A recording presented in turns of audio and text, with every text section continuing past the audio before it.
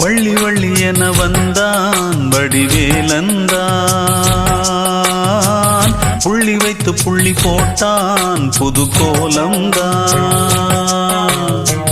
சொல்லித்தர சொல்லி கேட்டு தினமும் சொல்லி தந்த சிந்து பாடினான், வள்ளி இன்ப வள்ளி என்று தினமும் முல்லைச்சரம் கொண்டு சூடினான்.